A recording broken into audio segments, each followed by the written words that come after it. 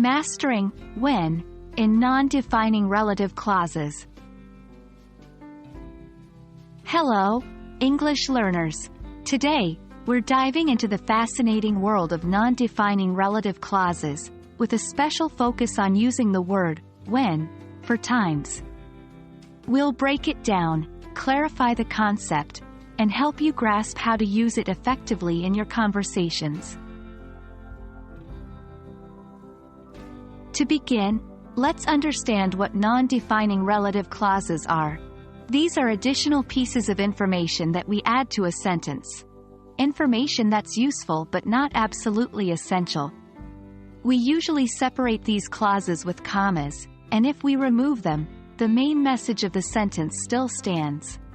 For example, consider this sentence: My sister, who works as a teacher, lives in Boston.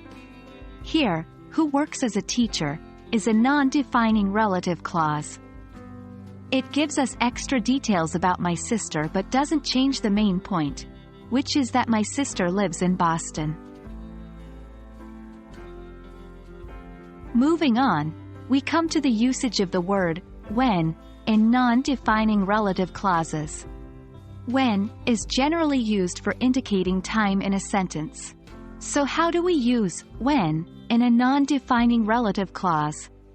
We use it to provide additional information about a particular time.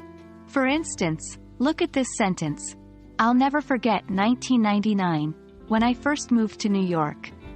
In this case, when I first moved to New York is a non-defining relative clause, giving us more information about the year 1999.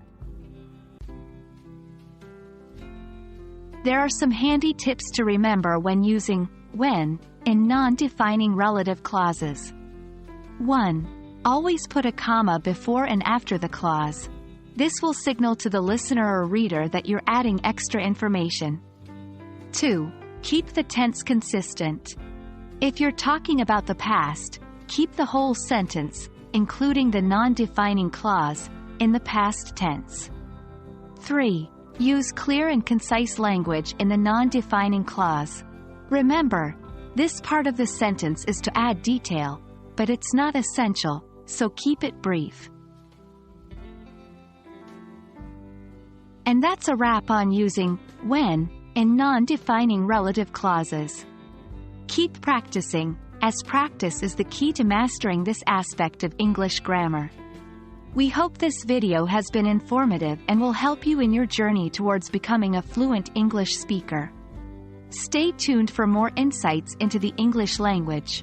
Until next time, happy learning!